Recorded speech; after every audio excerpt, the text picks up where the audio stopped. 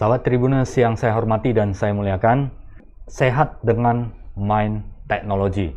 Live talk show di Facebook Tribun Medan, jam 11 ini, 1 jam ke depan, bersama Pak Fendian Sentosa, CHT MNLP, Marketing Director Makmur Bintang Plastindo, Co-Founder Wise Trader Academy, Hipnoterapis Klinis, dan Master Practitioner of NLP. Selamat pagi, Pak Fendian. Selalu kita pagi, selalu pagi, supaya tetap semangat. Iya.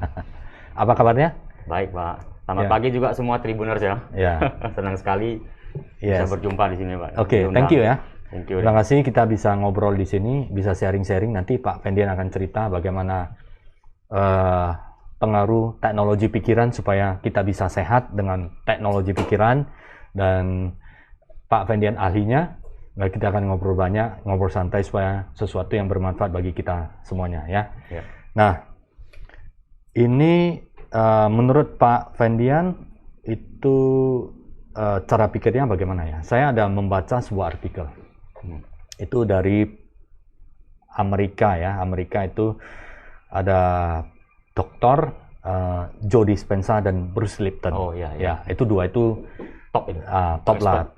Topnya di bidang pikiran ya, bagaimana membuat pikiran yang positif ya sehingga menjadi lebih energi dan sebagainya. Salah satu yang dilakukan riset oleh Profesor Dr. Bruce Lipton ini adalah tentang bagaimana pengaruh pikiran positif terhadap kesehatan. Iya. Jadi katanya di dalam tubuh manusia itu sebenarnya sudah ada farmasi. Farmasi dia sebuah kita adalah sebuah mesin produksi pabrik obat yang akan menyembuhkan kita sendiri. Yes. Tanpa harus intervensi dari obat atau kita minum atau kita masukkan dari luar seperti itu. Dan kita sanggup untuk membuat seperti itu. Caranya adalah aktivasikan pikiran positif kita, maka energi kita akan dapat. Yeah. Kita akan menyembuhkan diri sendiri. Nah, sebagai pembukaan, apakah pikiran ini pengaruhnya sedemikian besar, Pak? Iya, benar, Pak. Kalau kita kutip dari Bruce Lipton dalam bukunya The Biology of Belief, Pak. Betul. Ini menarik sekali. Oke. Jadi di dalam buku itu konsepnya Bruce Lipton itu mengatakan bahwasannya tubuh kita itu sebenarnya adalah pabrik farmasi. Jadi hampir semua jenis hormon kimia itu bisa dihasilkan oleh tubuh. Oke. Caranya seperti apa? Cukup membayangkan dan merasakan, Pak. Kuncinya di merasakan. Merasakan. Setelah bayangkan, merasakan ya? Ya. Karena emosi itu harus bisa dirasakan sehingga apa? Begitu kita merasakan, Pak, otak melepaskan neurochemical. Oke. Hormon namanya bisa kita tahu kan? Hormon. Nah, kalau kita berpikir positif, bahagia, itu hormon-hormon yang dihasilkan hormon kebahagiaan namanya. The happiness hormone ya? Ya, dose endorfin, misalnya. Bukan dosa, Pak ya, dose. Dose ya? Dopamin, oksitosil, serotonin. Satu lagi yang apa ya? Endorfin. Endorfin, ya. Yeah. Jadi kalau kita berpikir positif, hormon-hormon kebahagiaan ini masuk ke dilepaskan oleh otak, masuk ke tubuh sehingga tubuh kita menjadi rileks, santai, organ-organ kita bekerja sempurna, peredaran darah kita lancar. Dan itu bisa menyembuhkan. Pasti membantu proses penyembuhan. Membantu lebih tepatnya. Ya. Karena gini, kalau selalu kita bicara mengenai penyakit, terutama kepada klien kalau datang ke terapi ke saya atau ke teman-teman ya yang terapis, kita selalu mengutamakan jika sakit fisik wajib utamanya ke dokter dulu. Iya. Wajib. Nah, kita sebagai hipnoterapis atau penyembuh kita bilang kan, kita tuh mensupport sebenarnya supaya pikirannya sesuai yang mendukung untuk penyembuhan dia. Ya, karena di buku itu juga dikatakan bahwasanya tingkat kepercayaan pasien terhadap figur penyembuh dan prosesnya itu berpengaruh sangat besar, Pak. Bisa 80-90%. Oke. Nah, apabila contoh pasien ini berpikir negatif, Pak. Oke. Itu akan mengaktifkan hormon-hormon stres. Itu kortisol, adrenalin, neoadrenalin. Jadi masuk kepada fight and flight response jadinya. Oke. Tubuh kan jadi tegang, Pak. Begitu hormon itu masuk ke dalam tubuh kita menjadi tegang, cemas, jantung berdetak kencang. Apabila terjadi dalam jangka waktu yang tertentu atau panjang, ini kan bisa merusak tubuh kita, Pak. Oke. Karena kalau hormon kortisol yang fight and flight hormon itu hanya kita akan mempertahankan diri ya, seperti itu ya. Ya. Survivor ya, survivor dan secara otomatis happiness untuk regenerasi sel itu tidak terjadi. Iya. Apakah demikian? Iya betul. Jadi Ya. ibaratnya Pak, kita ini kan kalau zaman dulu kan kita hidup di hutan Pak. Ya. Itu nenek moyang kita kan. Jadi kalau ada fungsi utama daripada pikiran itu sendiri adalah apa? Mempertahankan diri Pak, keselamatan hidup. Iya. Sehingga apa? Kita masuk ke mode fight and flight. Jadi mode fight and flight itu begitu masuk Pak, tubuh kita fokus mempertahankan dengan cara apa? Harus bersembunyi dong. Benar kan? Kalau binatang harus bersembunyi. Sehingga apa? Begitu bahayanya lewat, dia hidup. Nah, begitu dia di mode itu, Pak. Paling simpel apa? Semua darah, Pak, itu akan berkumpul ke tubuh. Organ-organ penting. Untuk melindungi. Untuk melindungi keselamatan hidup. Jadi begitu. Ini kenapa orang sering stres, sering gemuk itu, Pak. Darah itu masuk ke perut. Sehingga proses penyerapannya menjadi terlalu bagus. Oke. Dan apa? Lemak itu dikumpulin, Pak. Ibaratnya Anda kan harus bersembunyi.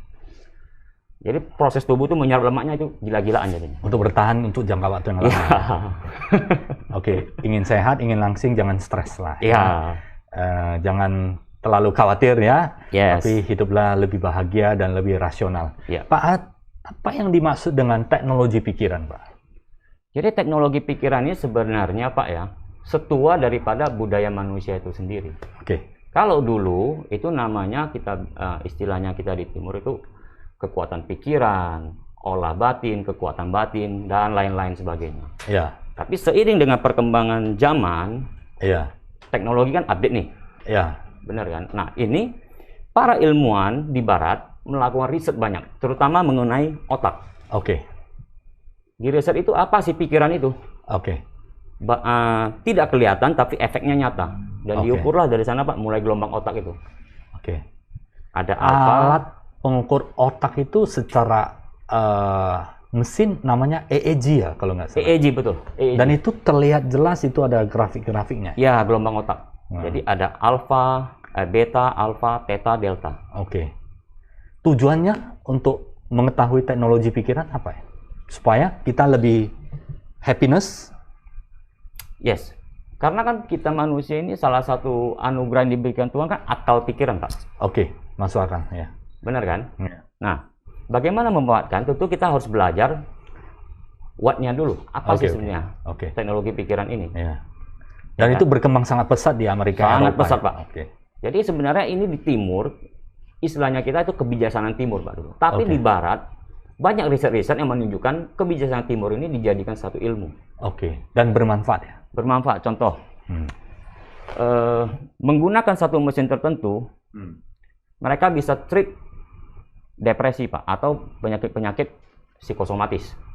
Jadi otak itu dipasangi oleh alat tertentu, EEG Oke. itu, dan Apa berikan yang gelombang dimaksud tertentu dengan di sana. psikosomatis? Mungkin bisa ceritakan sedikit kepada Oh. sahabat Tribuners ya. Psikosomatis itu maksudnya adalah sakit fisik yang kalau kita cek ke dokter itu tidak ada penyakitnya, Pak. Tapi kita memikirkan gitu. Kita merasakan. Kita merasakan. Nah, Tapi ke dokter itu dikatakan itu adalah sehat, nggak ada. ya, contoh. Maksudnya tensi dan sebagainya, cek kolesterol dan sebagainya sehat. Nah, Tapi kita merasakan orang sakit. itu merasakan. Contoh. Oh, itu psikosomatis. Psikosomatis. Saya ambil Ya. contoh dari satu klien saya. Ya. Dia sudah mengalami gangguan, istilah kedokterannya saya nggak terlalu ingat ya. Tapi dia punya masalah begini. Selama 8 tahun itu dia punya masalah terhadap fungsi pembuangan urin. Oke. Jadi selama 8 itu sudah ganti obat 8 kali. Ya. 9 kali. Jadi setiap kali obat ada 8 macam obat, Pak. Dia Ya. selingi-selingi terus dalam jangka waktu tertentu. Dan ini sudah berlangsung selama 8 bulan. Ya. 8 tahun. Dicek dokter, fisik oke. Semua oke. Ya. Saluran urinnya itu bagaimana? Bagus, Pak. Oke. Datang ke terapi ke saya tanya dulu pertama, Anda sudah cek dokter belum? Saya bilang, sudah, Pak. Dan dokter menyatakan ini nggak ada masalah dengan fisik saya, Pak, katanya. Ya. Tapi saya tetap sulit untuk kencing, Pak, katanya. Buang air kecil. Jadi presurnya itu, Pak, sedikit keluarnya. Seperti Oke. orang yang terkena prostat begitu. Ya. Sedikit. Tapi sebenarnya sehat. Orangnya sehat. Oke. Hanya ini masalah dia, Pak. Oke. Nah, saya coba dengan teknik tertentu. Saya aktifkan, Pak. Coba sekarang saya lakukan tekniknya ya tadi, teknik tek, udah. Coba, Pak, Anda ke toilet sebentar, lihat apakah Anda buang air kecilnya itu lebih lancar nggak? Dan betul Pak, 50% lebih lancar. Berarti itu semua kemungkinan ya. Kalau dari pastikan dari kesehatan dokter utama dulu ya. Yes. Dicek dulu dokter. Kalau dokter sudah set gak ada masalah, berarti ada masalah di pikirannya. Ya. Itulah yang bisa disembuhkan dengan teknologi pikiran. Ya. Juga bukan hanya fisik sebenarnya. Seperti yang dikatakan Bruce Lipton itu Pak, begitu kita berpikir sesuatu, tubuh itu kan menghasilkan hormon tertentu Pak, dan itu direspon oleh tubuh kita. Jadi sebenarnya tubuh dan pikiran itu tidak terpisah, tapi kerjanya bersinergi. Oke. Jadi kedua-duanya harus baik ya. Ya. Dari segi fungsi tubuhnya harus baik. Pola makan, pola hidup, olahraga. Dan pikirannya juga harus baik dan ya, rapi supaya nanti bisa support ke sana ya. Yes. Oke. Bagaimana cara kerja pikiran, Pak Bandian? Nah, yang menurut Bapak pelajari sebagai apa ya, yang sudah certified di tentang terapi ini. Oh, kalau mengenai pikiran Pak, cara kerjanya gini. Pikiran itu mulai terbentuk pada saat apa? Bukan pada saat manusia lahir sebenarnya, tapi pada saat sel telur dengan sel sperma ini bertemu. Okay. Begitu terjadi pembuahan ini, disitulah timbul namanya kesadaran, Pak. Oke. Nah, kesadaran itu ini dimulai dari pada saat pembuahan. Yes. Sangat awal sekali ya. Iya, Pak. Itu sudah terjadi pikiran. Itu pembuktiannya dari mana ya? Maksudnya ada yang riset ya. Oke. Dan ini saya gunakan salah satu teori daripada yang saya pelajari dari Abiway Gunawan Institute. Oke. Ya. Nah, jadi pikiran ini spesifiknya apa? Pikiran bawah sadar, Pak. Oke. Pikiran bawah sadar dan pikiran sadar ya. Pada saat itu belum. Oke. Jadi pikiran sadar ini muncul pada saat mulai usia 12 tahun akhir balik. Oke. Pikiran sadar itu mulai 12 tahun ya. Ya. Jadi selama dari masih di dalam kandungan sampai ke umur 12 tahun itu adalah masih aktif pikiran bawah sadar yang ngaruhnya karena besar. Fungsinya begini, Pak. Bagaimana janin itu bisa tumbuh kembang? Bagaimana begitu lahir bayi itu begitu lapar dia tahu untuk menangis. Oke. Itu auto program semua ya? Auto program di dalam, termasuk sistem kerja tubuh, intuisi, emosi semua di sana, Pak. Dan begitu dia lahir kan mulai pola asuh. Ya. Dan itulah yang diprogram sebenarnya. Sehingga apa? Itu menjadi habit, kebiasaan kita, perilaku, apa yang penting menurut kita, memori jangka panjang, semua di pikiran bawah sadar, Pak. Ya, oke. Nah, begitu dia di usia menginjak 12 tahun, dari situ mulai akhir balik pikiran sadar muncul. Jadi fungsi pikiran sadar itu apa? Sebenarnya nggak banyak, Pak. Berpikir rasional. Ya. Logis tidak logis. Memori jangka pendek. Ya. Nah, faktor kritis. Nah, itu. Faktor kritis apa? Maksudnya yang dikatakan faktor kritis. Faktor kritis itu maksudnya apa? Ini masuk akal atau enggak? Oke. Maksudnya kita yang logic thinking kita ya. Ibaratnya jadi pikiran sadar itu ibarat CEO-nya kita, Pak. Oh, dia yang memilah-milah ya. Ya, bawah sadar ini menjadi seperti backup system. Kalau dalam komputer itu menjadi softwarenya. Oke, supaya tidak salah jalan. Ya. Oke. Dan kemudian pikiran bawah sadar itu ngaruhnya berapa persen terhadap kehidupan kita? Kalau menurut riset, menurut kami ya, riset yang kami pelajari, itu 95 sampai 99%. Itu ngaruhnya terhadap kehidupannya. Yes. Jadi artinya kalau ingin produktif, ingin sehat dan sebagainya, ingin maksimal, kalau ngaruhnya 95 sampai 98%, artinya di dalam pikiran bawah sadar ini harus benar-benar baik sekali ya. Rawat, manajemen dengan baik dan sebagainya. Karena seperti gini, Pak. Kalau kita tidak mempelajari ilmu-ilmu seperti teknologi pikiran itu, kita ibaratnya itu hidup seperti autopilot, Pak. Benar kan? Kita itu dari kecil diprogram orang tua. Kita nggak pernah tanya kan, kenapa kita harus agama A, kenapa kita sukanya ini, kenapa kita harus jadi pengusaha atau jadi manajer. Ya. Itu kan auto semua sebenarnya, Pak. Benar kan? Dari hasil programming ini dari orang tua kan. Lingkungan sekolah semua. Dan itu yang menjadi basis datanya kita berpikir bertindak berdasarkan itu. Jadi kita auto respon jadinya, Pak. Berarti kalau orang mau sehat, pikiran bawah sadar ini ngaruhnya kan ke pikiran sadar juga. Iya. Jadi program-program yang pikiran bawah sadar ini harus berkualitas, harus bagus, harus memiliki saya katakan adalah ingredients yang terbaik. Informasi data-data yang bagus dimasukkan. Iya, jangan yang jelek ya. Kalau jelek dia pasti akan proses jelek. Bagus pasti akan proses bagus ya ke depannya. Akan mendukung kesuksesan dan kesehatan seseorang. Nah, bagaimana cara membangun supaya pikiran itu bagus? Dan bagaimana kalau misalnya dia pernah sudah mungkin ya kan diisi terus ya. Ada pengalaman dan sebagainya. Bagaimana supaya bisa terlepas dari pengalaman masalah itu? Ada teknik namanya hipnosis ya. Mungkin Pak Svendian bisa cerita. Kalau yang namanya hipnosis ini sebenarnya itu satu kondisi pikiran, Pak. Kalau pengertian daripada saya ambil dari kutip dari Departemen Pendidikan Amerika Serikat, arti hipnosis itu adalah penembusan faktor kritis pikiran sadar disertai dengan diterimanya suatu ide. Secara umum atau secara legalnya pengertian ini. Nah, tapi kalau simpelnya seperti apa kondisi hipnosis itu, Pak? Kondisi pikiran rileks dan terpusat. Dan itu bisa mengaktifkan pikiran bawah sadar lebih kuat ya? Kalau kondisi hipnosis ya? Jadi dia mengamplify. Jadi kondisi hipnosis ini bukan kondisi yang harus kita trigger dengan khusus, Pak. Seperti misalnya, Pak, kita sering lihat kan, tidur. Itu benar itu. Itu caranya bagaimana? Tak gitu, sak gitu ya kan? Itu namanya Pak kalau bicara yang itu ya, itu sebenarnya kan hipnostik. Hipnosis untuk hiburan. Beda ya Pak ya, beda untuk penyembuhan, beda untuk supaya kita lebih sehat. Beda. Itu ya. Itu untuk hiburan ya, saya nggak mau bahas terlalu banyak. Oke. Ini yang untuk kesehatan ya. Untuk kesehatan. Jadi kondisi hipnosis itu sebenarnya simpelnya begini Pak. Sering nggak kita kalau nonton bola, kalau si Ronaldo misalnya cetak gol, kita itu melompat bahagia. Sekarang lagi di MU dia. Makanya happy kita. Kedua Pak, sering nggak kita kalau kehilangan barang, handphone atau kunci, barang itu di depan, tapi kita nggak kelihatan. Sometimes bisa terjadi seperti itu. Itu juga kondisi hipnosis. Nah, biasanya ya, kalau kita cerita sedikit, biasanya kalau kita cari barang yang kita katakan ke diri kita apa biasanya? Kuncinya kok nggak kelihatan ya? Karena kita begitu masuk ke kondisi hipnosis, pikiran itu menerima satu ide itu diamplify efeknya, Pak. Kenapa? Pikiran bawah sadar kalau menerima satu informasi atau sugesti itu bersifat lateral, Pak. Jadi satu arti, dia tidak jamak. Kuncinya kok nggak kelihatan ya? Biasanya begitu kita. Kuncinya kok nggak kelihatan ini.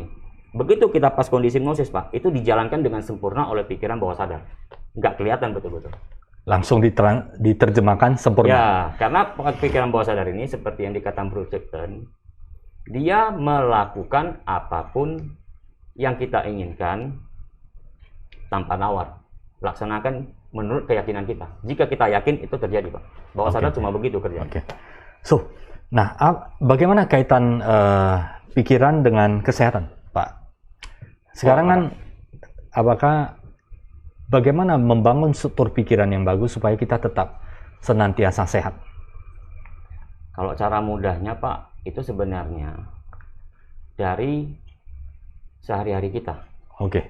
Jadi seperti apa, Pak? Kita harus baca informasi positif, masuk grup-grup WA yang tidak banyak sebar hoax atau kabar-kabar duka cita. Kan banyak sekarang grup yang bisa membuat khawatir ya.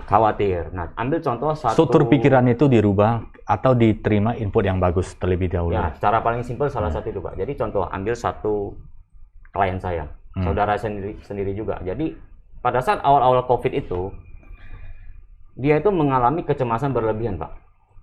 Sudah berlangsung beberapa bulan. Jadi sudah sulit tidur, mahnya naik, migrain, jantung berdebar, dan sampai terakhir kondisinya itu sebelum saya terapi, orang mau ngantar paket ke depan rumahnya, Pak, itu sampai dia takut. Mungkin karena takut ada virus di sana. Kecemasan berlebihan itu, Pak. Kenapa? Tiap hari pas saya ke sana, saya tanya, saya qualifying istilah kita kan. Saya tanya bagaimana pola dia selama COVID ini kan. Tanya, ternyata itu dia sering, ya taulah kalau orang tua kan sering ikut guru keluarga dan isinya itu kan kebanyakan yang negatif semua. Oh nanti si siapa udah kena meninggal. gitu ya. Ini lagi kena. Tapi kan itu tidak bisa dihindari, Pak Fendian. Ya, Maksudnya makanya, informasi ini kan kita akan terima secara terus-menerus. ya, makanya How di to awal, filter it? cara gampangnya Pak, kita jangan baca dulu. Oke. Jangan batasi. Batasi ya. Batasi. Habis baca langsung terjemahkan, dia langsung nggak ada masalah, bisa nggak ya? Ada cara lain lagi Pak. Cuman cara simpelnya batasi. Kenapa? Bagaimana kita pikir ya Pak? 1 jam kita bombardir berita begitu. Otomatis masuknya banyak ya. 1 hari itu kita bisa dibombardir itu ratusan kali Pak. Akumulasi Pak. Ya. Bagaimana jadinya pikiran kita? Nggak cemas pun jadi cemas Pak. Ya. Cara terbaiknya bagaimana Pak Fendian? Menurut simpelnya lah ya, supaya kita memang ada persoalan, ada situasi yang harus kita persiapan. Ini kan sesuatu yang harus kita benar-benar jaga ya, protokoler dan sebagainya. Di sisi lain bagaimana supaya kita tuh tetap bisa pikiran positif. Bisa kita jaga lah kondisinya. Kan? Karena kan banyak ada yang melihat keluarganya yang terpapar kan, itu menyebabkan ketakutan yang sangat luar biasa. Makanya ini pentingnya kita paham bagaimana lebih tepatnya apa? Memberdayakan Pak. Memberdayakan ya. Memberdayakan. Jadi simpelnya begini, bisa kita gunakan salah satu tekniknya itu relaksasi Pak. Oke. Supaya kecemasan itu menurun. Iya. Tapi lebih rasional, bukan berarti kecemasan udah menurun menjadi berani, bukan seperti itu ya. Bukan, relaksasi itu kondisi kita membuat tubuh dan pikiran itu rileks Pak, santai, tenang. Lebih rasional menghadapi sesuatu ya. Ya, dan cara kedua Pak, yang ini saya banyak ajarkan ke klien-klien dan teman-teman semua, juga untuk para trader, itu berpikir bahagia. Oke. Berpikir dan merasa bahagia. Istilahnya kita kalau dalam meditasi cinta kasih. Jadi kita cukup membayangkan dan merasakan kuncinya Pak. Membayangkan dan merasakan pengalaman-pengalaman positif dalam hidup kita. Boleh pada saat misalnya kita menikah, punya anak, jadi orang tua. Atau dapat hadiah. Ya betul. Supaya filternya itu dapat ya. Ya, karena seperti Bro Lipton tadi ngomong kan, bilang kan, jika kita berpikir yang sesuatu yang positif, bagus, bawah sadar kita, otak itu melepaskan hormon-hormon kebahagiaan. Karena begini Pak, kortisol itu ternyata tidak bisa dibuang secara otomatis oleh tubuh. Caranya? Bagaimana supaya netralisir, supaya tidak berlebihan kortisol dan kecemasan? Berpikir dan merasa bahagia. Bisa netralisir ya? Bisa. Makanya begitu klien saya Pak, begitu kita terapi, kalau dia datang dengan kondisi begitu berat, begitu selesai kita terapi itu mukanya merah, cerah, bahagia. Lebih produktif ya? Produktif. Oke. Nah, terapi itu bisa membuat orang lebih sehat. Banyakan psikotomatis apa yang mereka hadapi? Beberapa contoh, misalnya yang paling lazim, paling banyak. Mah ya. Oke. Karena kan kita tahu kan, kalau ada stres pasti serang ke mah. Kebanyakan. Migrain. Pundak kaku. Dan itu bisa disembuhkan. Makan obat biasanya dokter udah cek gak ada masalah ya? Biasanya. Biasanya dokter kalau meresepkan obat itu untuk mengontrol kadar asam lambungnya. Ya. Tapi kan stresornya ini kan bisa apa aja kan yang menyebabkan stres, misalnya tekanan dari pekerjaan atau kondisi COVID yang sekarang ini. Sehingga apa? Kecemasan itu berlebihan, lambung kita yang bermasalah. Jadi bagaimana mengatasinya supaya bisa lebih sehat adalah salah satu cara gampangnya itu Pak. Tapi kalau kondisinya seperti yang beberapa klien saya ceritakan, itu tentu kita harus bagusnya sih di terapi.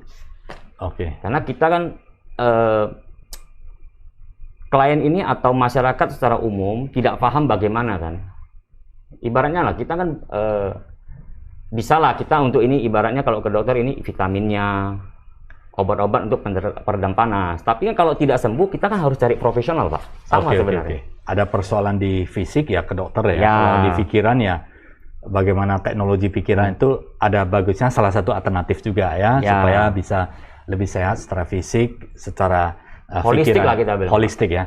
Nah ini bagaimana cara pikiran bisa sehat dengan teknologi pikiran? Ya salah satu itu caranya. Bangun sesuatu yang positif ya. Ya salah satu. Filter, kurangi sesuatu yang mengkhawatirkan supaya hormon dos kita menjadi naik dan kita hidup lebih produktif dan lebih rasional ya menghadapi sesuatu, sehingga kehati-hatian juga kita tinggi, tapi tidak khawatir ya. Ya, saya teringat satu Pak. Kita ini kan beruntungnya kita Pak. Kita ini kan orang timur. Ya. Benar kan? Ya. Sebenarnya itu sudah ada dalam kehidupan sehari-hari apa Pak? Kita berdoa. Oke. Doa yang baik hanya. Cuma doa ini jangan banyak mengeluh. Oke. Kita bersyukur, kusyuk istilahnya Pak kita. Doanya kusyuk, kita meditasinya kusyuk, fokus. Dan itu akan membantu ya? Iya. Makanya banyak kadang-kadang orang yang sudah sakit fisik berat, begitu dia masuk melakukan relaksasi atau bersyukur, biasanya akan meringankan. Ya, malah kadang-kadang bisa sembuh. Oke. Karena betulan sakit secara psikosomatisnya itu hilang, Pak. Oke. Pak Fendian, di mana kita bisa belajar tentang teknologi pikiran? Di Indonesia? Kalau di Indonesia belajar dengan siapa? Kalau atau saya ada institusinya? Kalau saya belajar ke Adiwe Gunawan Institute. Oke. Yang pengajar itu guru saya, Pak. Dr. Adiwe Gunawan. Oke. Dan CCH. Biasanya berapa lama ya untuk mempelajari ini? Kalau sertifikasi untuk menjadi seorang terapis itu butuh waktu 10 hari. 10 hari. Full day, 10 hari secara maraton ya. 12 jam. Apa yang dipelajari di dalamnya, Pak? Oh, di dalam belajarnya, Pak. Kita bagaimana cara kerja pikiran, teori-teorinya, teknik-teknik untuk menghandle trauma-trauma berat sampai ringan semua. Oke. How to solve. Jadi kita ibaratnya jadi dokter tapi untuk dokter yang pikiran. Oke. Bisa terapi menyembuhkan dari segi aspek pikiran lah ya. Offline itu secara tatap muka, tapi dari segi pembelajaran Pak itu ratusan jam lagi. Dan itu ada sertifikasinya. Ya. Dan sampai ke bisa menjadi seperti Pak Fendian lah, memberikan terapi itu harus mengikuti prosedur berapa lama? 10 hari, tapi kita kan wajib nanti melakukan terapi. Riset lagi ya. Melakukan terapi sekian orang. Ya. Menurut aturan standar lembaga. Ya. Nanti dari Pak Hadi dan tim itu nanti kita nilai apakah kita layak untuk bisa menjadi seorang hipnoterapi. Jadi tidak diterima, kita belajar langsung diterima, lulus. Oh, harus diuji lagi ya. Iya. Dan itu memang sebuah tanggung jawab kepada makanya saya recommended kalau mau belajar, ya secara persepsi pribadi saya inilah lembaga paling best dengan standar paling ketat. Di Indonesia ya? Di Indonesia. Ada di mana? Jakarta, Surabaya? Di Surabaya, Pak. Ada, di Surabaya ya. Dan itu ada sebuah institut yang sudah sangat kompleks ya? Iya, karena beliau ini kan salah satu adalah bisa dibilang pionir lah. Pionir hipnoterapis teknologi klinis ya? Khususnya hipnoterapi. Di Indonesia ya? Di Indonesia. Oke. Baik, ya sahabat Tribuners yang ingin belajar bisa belajar dari Adiwe Gunawan ya? Iya. Institut di Surabaya ya? Di Surabaya, dan itu ada sertifikasinya dan belum tentu diizinkan untuk praktek ya, harus mengikuti serangkaian dan pengalaman Pak Fendian berapa lama diizinkan itu? Kita sampai itu bisa praktek Pak Fendian ya. Kalau sebenarnya mengikuti dengan benar, kita pasti bisa langsung terapi, Pak. Karena pada saat kita ujian kelulusan ini, untuk bisa mengambil sertifikasinya, kita tuh wajib terapi minimal 5 orang kalau nggak salah ingat. Dan itu harus berhasil, ada protokol yang kuat ya. Soft, bikin laporan, harus siap diuji. Ada pertanggungjawaban secara ujinya ya. Ada kode etiknya, Pak. Maka kita tahu do and don't-nya jangan apa. Itu betul-betul Pak, berat itu. Nggak sembarangan. Karena gini, yang kita mainkan itu adalah pikiran manusia, Pak. Begitu kita salah menggunakan diksi atau kata-kata, dan itu terjadi ketika orang pada kondisi hipnosis yang dalam, itu bisa menyebabkan sesuatu yang sangat berbahaya, Pak. Bisa efeknya lebih negatif ya daripada positifnya ya. Contoh gini, kalau kita yang paling simpel fobia lah biasanya orang tahu kan. Sembuhkan fobia bisa, takut kecoa, takut ular, takut serigala. Bisa ya? Takut hantu juga bisa. Oh ya. Cuma yang susah takut istri, Pak. Itu. Sama takut miskin, Pak. Oh ya. Itu fobia yang bagus, Pak.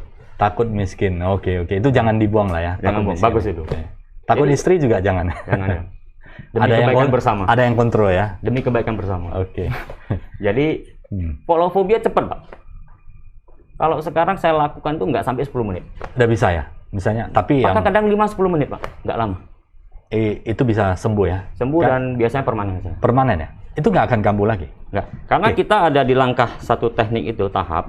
Kita memastikan agar trauma fobianya ini tidak muncul lagi ke depan. Tidak ditarik Ada lagi ya? post-testnya lah. Ada post-testnya? Ya, karena pikiran itu tidak bisa membedakan antara imajinasi dengan kenyataan. Dengan realita, ya betul. Caranya gampang sih kalau mau tahu. Supaya juga ini sebagai tips untuk teman-teman ya, Tribuners ya. Ya. Kita pikirin aja, misalnya kita takut kecoak, Ya. ya. Ya. Kita bayangkan kecoak aja itu tubuh kita pasti langsung bereaksi tuh. Semacam ada ketakutan ya? Ya. Oke. Itu bereaksi. Begitu kita terapi selesai, Pak, emosi negatifnya sudah kita selesaikan semua. Kita bayangkan lagi sudah tidak ada. Nggak ada. Itu ada satu. Malah kita suruh bayangkan, suruh dia pegang lagi kan, Pak. Oke. Secara garis besar, Pak, cara kerjanya seperti apa? Garis besar. Mungkin kalau untuk praktek kan butuh sebuah apa ya, situasi dan tempat yang pas lah ya. Tapi secara garis besar cara kerjanya bagaimana? Cara kerja teknik atau apa maksudnya? Teoretikalnya. Oh, kalau kita menggunakan teori yang namanya tungku mental, Pak. Oke. Ya, teori tungku mental itu apa sih sebenarnya? Jadi kita manusia ini hidup kan selalu ada masalah, Pak. Ya. Tetap kan. Jadi Ya. kita lambangkan pikiran itu sebagai sebuah panci presto lah, lebih gampang. Oke. Panci presto kan. Ya. Ada api di bawah. Nah, api ini kan hidup terus. Ibarat masalah tetap ada dong. Ya. Hanya panci presto ini tetap ibarat pikiran, tetap sehat. Bagaimana? Uapnya harus bisa keluar. Ya. Itu normal. Oke. Begitu mulai tidak normal kapan? Pada saat Uapnya nggak bisa keluar. uapnya nggak bisa keluar. Oke. Jadi itu harus dikeluarkannya. Panas. Jadi lama-lama panas itu biasanya orang sudah mulai jenuh, mulai stres, mulai menutup diri. Sehingga apa? Emosi itu butuh ekspresi, Pak. Kalau tidak dikeluarkan akan Balik ke menjadi ke dalam dan tidak stabil ya. Dan itu masuk ke organ-organ biasanya, Pak. Oke. Kalau dalam TSM itu organ-organ tertentu itu menyimpan emosi tertentu. Oke. Dan itu masuk ke sana sehingga apa? Emosi negatif apapun yang tinggal di organ itu akan mengganggu kerja fungsi organ tersebut. Sehingga merasalah ketidaknyamanan itu ya. Ya, Itu Contoh itu harus tadi. dikeluarkan ya. harus dikeluarkan. Oke, untuk terapi dengan misalnya ada yang kepengen menghilangkan fobia dan untuk mengurangi kekhawatiran. Bagaimana cari Pak Fendian? Bisa dihubungi di mana? Mungkin ada yang mau konsultasi gitu. Bisa di Instagram saya atau di Facebook saya, Pak. IG Fendian Sentosa ya. Fendian Sentosa. Ya, mudah-mudahan bisa membantu sahabat Tribuners yang Hanya ingin. pada saat kondisi COVID sekarang ini, kita kan tidak melakukan terapi secara offline. Ya. Jadi sekarang kita buka layanan secara online. Dan itu efektif ya, Pak? Efektif, tapi lihat masalah, Pak ya. Kalau masalah-masalah yang berat, seperti trauma berat, kita juga harus menggunakan hipnoterapi. Oke. Jadi silakan konsultasi dulu lah ya. Mungkin Ya. ada sesuatu yang bermanfaat, tetapi tipsnya adalah jaga pikiran kita supaya tetap positif. Hormon of happiness itu tetap kita perbanyak ya. Yang kekhawatiran kortisol dan adrenalin kita kurangi supaya nanti hidup kita lebih sehat dan kita bisa lebih produktif ya. Pikiran, karena apa? Obat yang paling manjur kan orang bilang, Pak, hati yang gembira, Pak. Hati yang gembira ya. Selalulah gembira walaupun kita menghadapi berbagai persoalan kesulitan, tetapi yakin dan percaya kita akan dapat melewati hal tersebut Karena dengan kalau enggak cepat. gini, Pak. Ya. Tapi kalau teori yang tungku presto itu Ya. masuk ke dalam organ tadi. Ya. Pikiran bawah sadar salah satu fungsinya itu adalah proteksi kan, Pak. Ya. Agar emosi negatif ini tidak merusak keseimbangan psikis ini, dibuatlah pecahan-pecahan, Pak. Jadi mulai retak panci presto ini. Ya. Retakan-retakan itulah yang kita bilang sebagai simptom. Oke. Mahla, migrain, pundak kaku, kaki dingin, tangan dingin. Nah itu Sebenarnya bisa bagus. dikeluarkan energi yang buang, ini nggak perlu retak ya. Sebenarnya. Karena Hanya apa? disalurkan. Kalau dia sistem emosi negatif ini, Pak, masuk terus dan tidak dikeluarkan dengan jalur seperti itu, atau melalui perilaku dia menjadi marah-marah, mood swing, itu juga termasuk. Ya. Itu cuma bisa dua, Pak. Tidak gila, bunuh diri. Oh. Hati-hati ya, tapi usahakan keluarkan energi yang negatif, jangan terlalu disimpan-simpan ya. Hiduplah dengan atau cara gampang, Pak, dari guru bahagia, saya kemarin juga Bundang Bu Inggit kan ada kan? Ya. Yang ada hard teknik, itu boleh. Itu Pak. juga sangat bagus ya. Sangat bagus, Pak. Ya. Sangat bagus. Ya, pikiran ini untuk hidup tubuh yang sehat mulailah dengan pikiran yang sehat ya. Benar. Pak Fendian, tips untuk Tribuners. Tips ya? Ya. Untuk supaya lebih happy, lebih sehat. Banyak baca-baca berita positif dari Tribun, media Tribun. Ya. Berpikir dan merasa positif. Kita memikirkan bukannya pikiran, tapi harus feeling good ya. Feeling good. Ya. Feel good. Jadi bukan berpikir, tapi merasa. Karena bisa saja orang itu berpikir, oh saya berpikir positif Pak, tapi dia ekspresinya, iya Pak, saya berpikir positif Pak. Tapi bahasa tubuhnya tidak menunjukkan demikian ya. Benar. Harus emosinya harus naik Pak, dirasakan. Oh I'm feeling good, saya feeling happy. Ya, kayak begini Pak. Ini kebetulan happy baru. Oke. Selalu happy Pak. Ya. Jadi itu asal ada bicara happy. Ya. Oke. Minum kopi juga Pak ya. Minum kopi juga ya. Gitu. Jadi mulai dari pikiran yang happy, yang sehat, yang produktif, kurangi yang mengkhawatirkan. Tentunya kita tetap waspada ya. Jangan happy terus semua bisa, tapi tidak ada perhitungan. Tetap lebih waspada dan feeling good. Rasakan bahasa tubuh kita. Ya. Dengan demikian kita akan hidup lebih sehat, tetapi dengan tetap menjaga ya protokol kesehatan dan sebagainya. Ya, prokes harus. Prokes ya, kehidupan yang sehat harus kita jaga. Semoga pembicaraan tentang teknologi pikiran ini bermanfaat bagi sahabat dan bisnis dan Tribuners semuanya. Dan terima kasih Pak Fendian sudah sharing. Ya, terima kasih juga Pak sudah beri kesempatan berbicara di sini. Ya, semoga bermanfaat untuk para Tribuners juga lah. Ya, thank you ya Pak Fendian. Ya. Semoga terus memberikan yang terbaik kepada yang ingin terapi dan menyembuhkan banyak orang tentunya di bidang pikirannya. Maju terus dan belajar lebih banyak lagi tentang teknologi pikiran. Semoga bisa memberikan sesuatu yang positif bagi kita semuanya. Terima kasih sahabat Tribuners. Semoga bermanfaat bagi sahabat Tribuners. Sehat selalu untuk kita semuanya. Terima kasih.